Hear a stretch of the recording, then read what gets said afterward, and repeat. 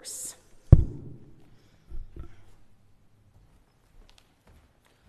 Should I get the mic, Dennis? Yeah. Cool. Technology. Oh my gosh.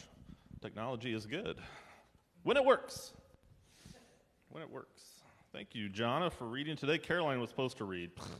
You had open surgery or something. I don't, whatever. But thank you for stepping up today. I appreciate it. So we continue in our Sermon on the Mount series. We're into a section now. It's real light material. I mean, real easy, non-controversial. It's fine. We'll just preach on this. Thanks, Jesus. But I think it's important. I mean, this is part of the Sermon on the Mount, and this section, or the six antithesis. I'm never quite sure how to say that. There's 6 of them. We're going to do 3 this week and cover 3 next week. And the passage that Jonna read, how many are somewhat familiar with some of the words from those pieces of Scripture? Yeah, I mean, we've probably been taught something around divorce and adultery and anger and murder and all this at times in our lives. And so, we're gonna break this down a little bit today about what Jesus is getting to and what Jesus' goal is by bringing this up, and when he brings it up in this very important sermon he's given. But I want to point out just a few things up front. I think you got to be careful of any literal reading through this. Like, for example, Jesus did say to cut out your eye and cut off your hand. Should we do that? Let's not do that. Let's not, sometimes we want to take the Bible literally. This is one of those. I would say let's scale that back a little bit. We'll talk about that. And also around divorce, which is interesting, it makes up 2 sentences. That's it. 2 sentences. So it doesn't cover every single nuance and every single situation and things like that. It is 2 sentences. So we have to be careful about how we apply these kinds of teachings. Because if we don't apply them well, they can do more harm and keep people in more harmful situations. What Jesus is teaching us through what he's teaching the disciples is for us to get to the root of the law, the root of the commands that has been taught for a long time to the Jewish people. And the word that's used to describe what Jesus is doing is radix. It's a Latin word. Did I say it right, Nihar? I don't know. You got the Masters of Literature, so I thought I would put you on the spot. But it's Latin. It means to get to the root of. So Jesus is constantly trying to push us beyond this literal following of the law to get to the root of it. Like, what do we really need to do, right? The people of that time, again, felt by following the law to the letter that they were being faithful to God, and they are being faithful to God. But it ends up doing something to them that doesn't allow them to move in love and care of people, right? If we only follow the law right to its literal sense, well, we can end up kind of being kind of hard at times, and people's heart has gotten hardened by following the law. We see this today. Sometimes people will just be like, oh, well, you shouldn't just break the law. It's too bad, and shouldn't do this, and, you're going to get in trouble. Yeah, we can break laws and get in trouble. There are unjust laws, but, there's a lot of scenarios that can come up. I love ethics. Like, if I would ever get a PhD, I may try to get a PhD in ethics because I love it. But one of the questions that, the pretty standard question, if somebody's starving and steals a loaf of bread, is it wrong? Now, we can say by the letter of law, yeah, right, yeah, no, you steal bread, you should go to jail, that's it, you're done. But wait, that's not very loving. Like, somebody's starving. Maybe we should get to the root of what is happening here. Now, we can say at the same time, yes, they broke the law, that isn't right, but, hey, let's also figure out what's happening here and how we can help. But what the law ends up doing sometimes is it stops us. We just go, they broke the law, it's wrong, they should get in trouble, and that's it. We don't do the second part to that, which is, how do we care for the person? Like, what is going on? Like, what's the scenario here? I think a lot of times about kids in these scenarios. I did some work with the schools when I lived over in Indiana, and you hear a lot of horror stories about how hungry kids are at school. And so then we wonder why maybe some kids get bad grades or act out or are angry at times and frustrated. Well, you find out that maybe the one meal they get is the meal they get at school. And they're struggling to fight for food over the weekend. Well, I'm pretty hungry if I miss one meal. I can't imagine getting one a day and then not getting anything over the weekend as a kid who's growing, who needs a lot of food intake. So when we just punish them for acting out and we don't try to understand more what's going on, it's kind of an unloving action. Hopefully that makes sense to us. And so I think we can apply this today in many ways, right? The bully at school. What's going on? What's causing you to behave this way? Yeah, we don't want them to continue that, but what's causing this? Got a conversation with somebody this past week. Oh, well, they're the ones living in sin. I'm not living in sin. They're the ones that got to deal with it. They're the ones that are going to go to hell. I'm not. The self-righteousness of that, the literal reading. They lack the grace and the love and the mercy to try to understand somebody else, to try to understand who they are and how they live and what's going on in their life. We just stop and go, oh, Scripture says, so nope, they're wrong, they're living in sin, I'm right, we're good. Like, no, you're missing a lot. And what Jesus is trying to teach us, what he's trying to teach the leaders of that time and the Pharisees and the religious leaders is, listen, the laws are great, but they're not more important than the care of the individual. And he does this over and over again. And so Jesus starts, and he usually will say, you have heard it was said, don't murder. Okay, got that one. I can handle that. I think I can handle that one. I hope so. But then he goes deeper, references that we have to be careful of even being angry. Because anger is at the root of that a lot of times. There you go, right? Anger is at the root of that. True story. Some people know this, some people don't. I have two people who at one time in my life were friends. I haven't seen them in a decade plus. Both of these individuals are in prison now for murder. I had never thought in my life I would know two people like that, let alone one. And both of their circumstances and what they did came from a place of anger. Just anger. One was just spontaneous anger. But they had a lot of things that they did not work on that caused this to happen, and it is tragic beyond belief. For the victims, obviously for the families, and even for these individuals who had so much potential in life and threw it away because anger got the best of them. Anger is absolutely destructive, and it manifests in different ways. I don't know each and every one of you and how you go about emotions. Sometimes when people are really dealing with really tough stuff in life and that, you can get extremely sad, a depression. You may lash out in anger. You may get overly anxious. I think it's important for us to understand what our emotion is. I've talked about this before, where mine used to be, and it still is, I'll get angry, but I know that now.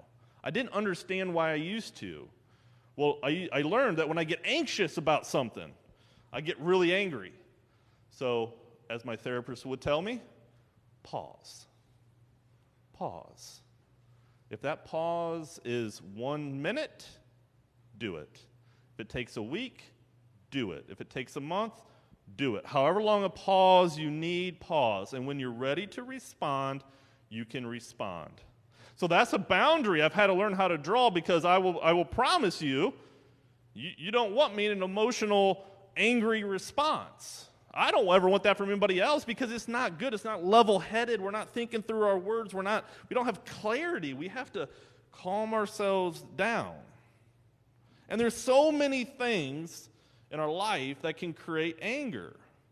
Right? Our situations can create really big visceral reactions. If you don't feel well, Caroline, if you don't feel well, you're probably a little shorter on patience. Yeah? Everybody agree with that one? Yeah, I see a lot of head nod. Oh yeah, we're short on patience. Well, when we get short on patience, we could get angry.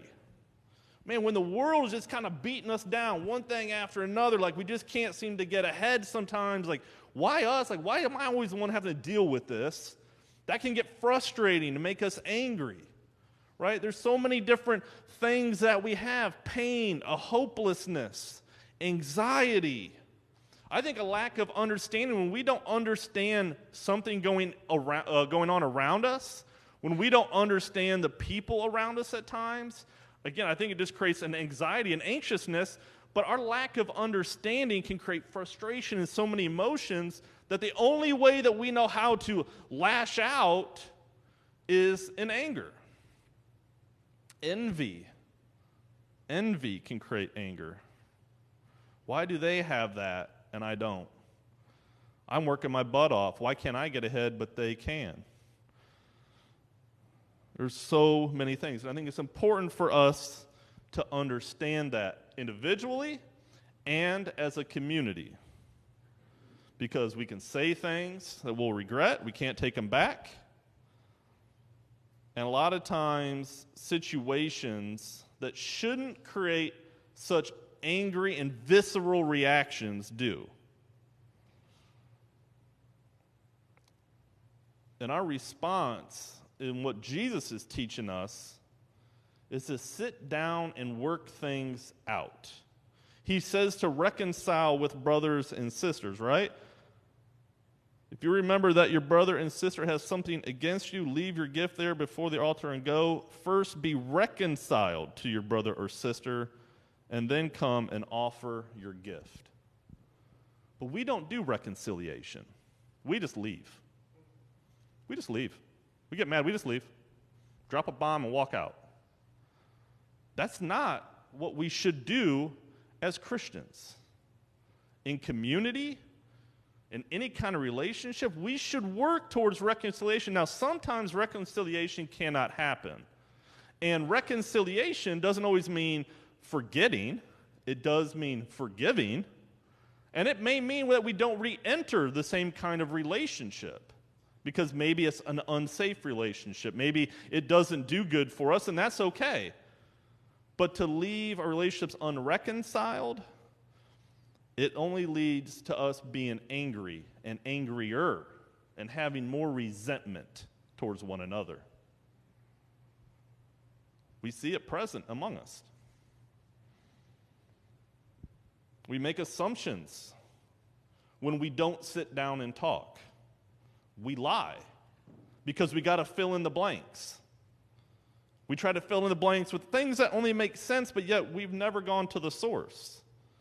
Then we spread misinformation that ends up doing real destruction, gossip and slander that we're warned about repeatedly through Scripture, that we see in the letters that Paul writes to his churches. His churches are dealing with this left and right. And it becomes absolutely destructive to communities, which is why Paul talks so much about unity. And rarely it's the issues that are the problem, unless we're dealing with issues of abuse. That would be the problem, right? Issues of abuse, theft, fraud, things like that, yes. That's going to create justifiable responses. But it's usually our reactions that become the destructive problem and not the problem itself. Because we have strong, angry, visceral reactions, and we haven't re-entered relationships when things have kind of calmed down and we work to reconciliation, to understanding what is going on and understanding one another. I have yet to work or be present in a church community. Yet. I have not seen it. I have not seen it one time. And I have worked with and been a part of many church communities and helping them in many different ways. I have yet to come across a church community where the minister and the congregants aren't doing what they think is best. Everybody is doing what they think is best, what is good, what is right. They all, a lot of times, have the same goal. How they go about it is a little different. That creates the tension. But they lose focus of the good work, and they get caught up in the process sometimes. Then they forget about the forgiveness during the process when some things fail or maybe aren't as good as their expectations. Sometimes we have unreal expectations because why? We go back to this lovely time in life, the best time that we can remember, the best time that we had in church, the time that church was just filled with people. We go back to that time, and we want that again, and that's understandable. And it makes us nervous and angry and sad, and we have these reactions. But when we own that, when we recognize that, we can celebrate that time while also trying to live in the present time, and also while we try to build a good, positive, gospel, Jesus-centered future.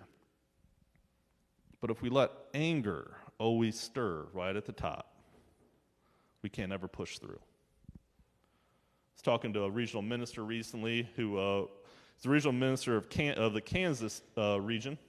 He was telling me about a church over there, and he said, I have this church that they struggle with some issues, but he said the beauty about them is they walk into the pastor's office. He said there was a woman who walked into the pastor's office and said, listen, I'm not on where you're at with this stuff, insert thing.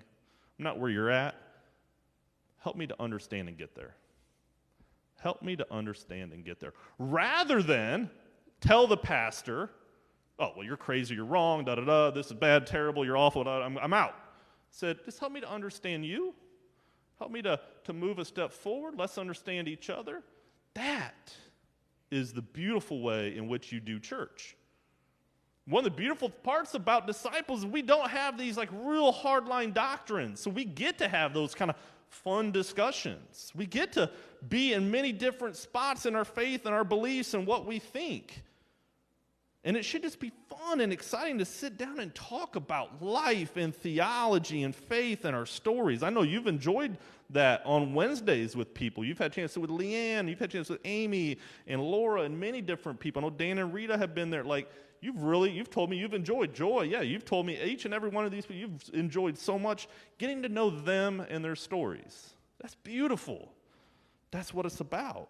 And when we do that, when we sit and talk and work to understand, man, we build a united community. And I think Jesus, when he's talking about anger and these emotions that kind of come about, especially when we deal with envy and things that we like, we want to have, we can create this feeling of lust at times, which lust is really more at the center of this passage of adultery that Jesus talks about. And I want to put some context into Jesus' age about adultery. Adultery in that day and age was a female issue. It was not a male issue. Not that males didn't do it, it just was never frowned upon. You could be married as a guy and have however many partners you want. You didn't have to even be married to them. It was fine. It was okay to do that. Would we say that's okay 2,000 years later? Not really. No, that's not. We expect faithfulness, and we should. But that was okay. If you were a female and married, you could not go outside the relationship. And if you were single and you entered into a relationship with a married man, that was considered adultery. Even though you were not in a relationship. Remember the woman who was going to get stoned? There was no man there because it wasn't wrong for the man, it was wrong for the woman. That's a societal, a cultural issue that is unfair and lacks equality. Lacks equity. So Jesus is going to push beyond the letter of the law and try to get to the root issue. And this is where, obviously, we don't want to take this literally, to cut out our eye or cut off our hand. but hopefully we can understand what Jesus is trying to say by using these two examples. Because we have a habit of victim shaming. If you wouldn't dress this way, I wouldn't have acted this way. I literally heard a minister preach on this not long ago and disgusted me. If you wouldn't do this, I wouldn't do that. Oh, no. It's not about what the person does. It's about our reaction to it. Are we catching that theme in the first parts? Anger in this? It's our reaction. I had, when I was doing youth ministry, I had a pretty strong group of youth that did not appreciate the dress codes of schools because they felt it was so slanted towards the women and not the boys. I had girls that would tell me that in class, I had one girl tell me in class that her math teacher made her stand up, twirl around, and then send her to the office because he didn't like her outfit. That's not appropriate. They go into their in-school suspension area when they have dress code violations, and they talk about it is all girls and no boys. It's not about what the females wear, it's about how we react, especially as men. I don't need you to cover your shoulders. I need to have a better reaction to when I see your shoulders or your knees. I need to not behave that way, but see, we don't get to the root cause. Just don't do the thing so I'm not uncomfortable. Just go do the thing and take it so I don't sin. No, Jesus says, no. If that's the problem, then cut out your eye and cut off your hand. Like, you need to do things in your life to prevent you from sinning. It's not the other person's responsibility. It's your responsibility. So if we have to put controls around us and people around us, as a lot of times we do, we have mentors and stuff like that, then that's what we do. I think of like AA. They have sponsors. And I know a lot of friends who are in AA that, man, they can travel to another town and they look for a meeting because they never want to miss it each and every week. And I love that. They need that support, and they get it from strangers. Imagine if a church was like that. I was blown away when I went to an AA meeting one time. I'm like, man, imagine if church was like this. So welcoming, so grace-filled, no judgment. Let me help you. Let me meet you where you are. I mean, when the meeting I was in, I went to support somebody. There were people there 30 years sober, and there was a guy there one day. He's like, I'm just trying to make it one day. They're like, glad you're here. Come back. Take our number. Give me a call. Come back. We'll hope to see you, this week again. You're like, so encouraging, so loving. Because they knew he was going to struggle, but they just wanted to help him. No judgment. We don't always give each other that space here because we expect too much perfection from one another. But what if we owned some of our faults and work together to overcome those and become more faithful and more righteous and better? I want that community. I want that community of accountability and love. And if there are things that would be a struggle for me, then let me not get around it. My dad and my grandfather were alcoholics. I have to be very careful around alcohol. So at one point in my life, got a little carried away with drinking. I stress drinked, and I had to remove it from my house. Couldn't have it in the house anymore because I was not safe with it. And I had to go to work on myself and work on my behaviors and get to an understanding. Now I can be around it. I don't really like to drink anymore, but I can be around it. So if we have to do things to prevent us from falling down to some pits, then let's do those. But let's have people around us who won't shame us when we don't participate in those things, who respect us and hold us accountable. That's what a community of believers should look like. The statement is not, you need to do this so I don't sin. You need to do this so I'm the comfortable one. You need to do this because it's what I like. The statement is, I need to work to be better. I need to work to take ownership and responsibility. Right? We have to take responsibility for our own actions, our thoughts, our reactions. And we need to put those people around us to help us out.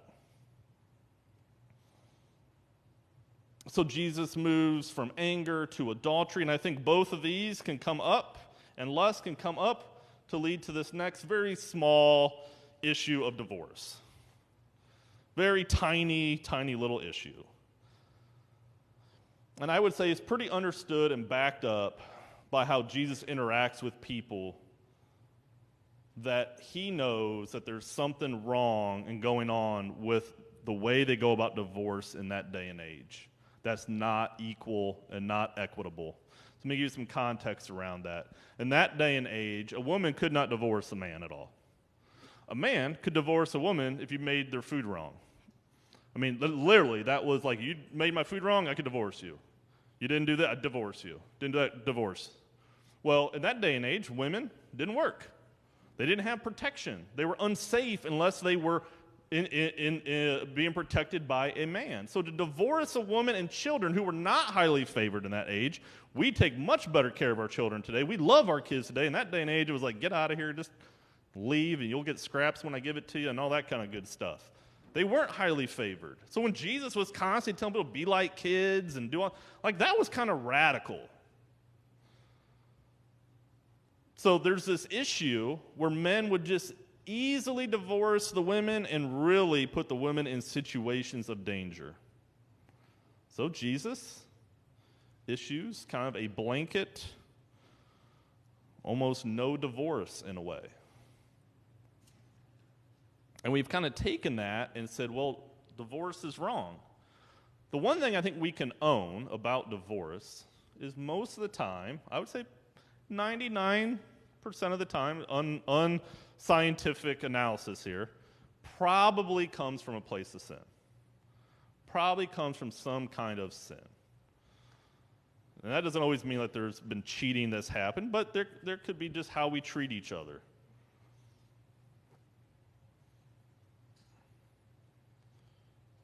And I think it's kind of understood that Jesus would not want to keep people in situations of abuse or hurt either. Get out of those. That's a sinful action. But I could even say for my own divorce that had we gotten to the root of what our issues were, things probably could have been different. The root was communication. Weird. Communication. We just talked about that on anger, didn't we? Sit down and talk. But we weren't taught that at a young age. I got engaged after 6 weeks of dating my ex-wife. 6 weeks. She got pregnant. We tried to do what we thought was right. I loved her, still love her. She's a great individual, great mother. She's remarried and happy and wonderful now. I'm happy for her.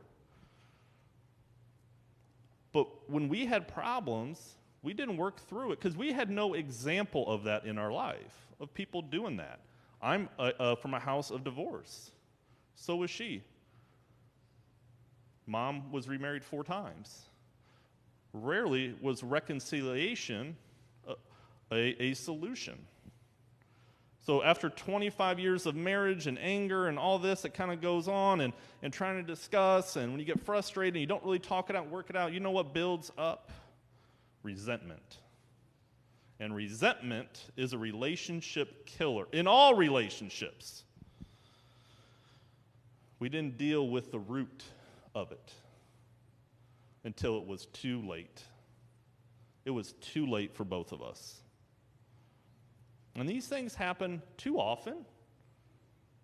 And it's always better if relationships can be loving and you can push through. I'm always blown away when I meet with people who've had really long marriages because they all kind of have the same thing. It hasn't always been easy. Glenn, I'm sure your marriage hasn't always been sunshine and roses, has it?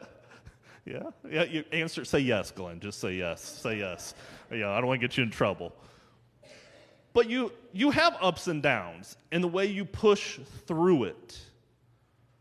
You have a ministry to offer people in today's world to give us hope that relationships can get worked through and can be taken care of well and nurtured. It is important. It's important for our children. It's important for people around us to see loving relationships. But in today's time is not like what it was in Jesus' time. It's not what it was in the 50s and 60s. I just talked to somebody recently, and we were saying how, women in the 50s and 60s really couldn't work that much. Anybody here seen Mad Men? One. Cool. So Mad Men, the guys were just having fun all the time, weren't they? Just cheating around, like left and right. But the women were just home. That's what they did. And so, but today's time, women are much more independent, have careers. They don't need us. They don't need us.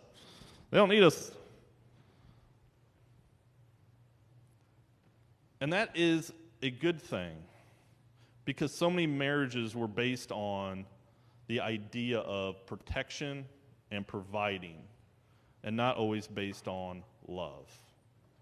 And when our relationships can be based on love and allow that to cultivate and do well, they can grow strong. That's at the root of all our healthy relationships, is love. Love is at the root of every good relationship, if we can remember that and return to that. I think that's what Jesus is trying to get to with these three things. That there's an absence of love. There's an absence of love and care the way in which people divorce. There's an absence of love when we get angry over petty differences. There's an absence of love when we constantly lust for other things and not appreciate and care for the things that we have and the people that we currently have. So Jesus, through these first three, really push us to get to the root, to be more accountable. And he's setting the beginning of moving towards a more equitable society that he lives in and that we can actually model and follow today. As Christians, we should not be surface followers. We should dig down deep to deal with and work to solve the issues that plague our communities and that plague our own church right now. So may we hear Jesus' words, take them to heart, and work to create a more just and equitable society among us. Amen.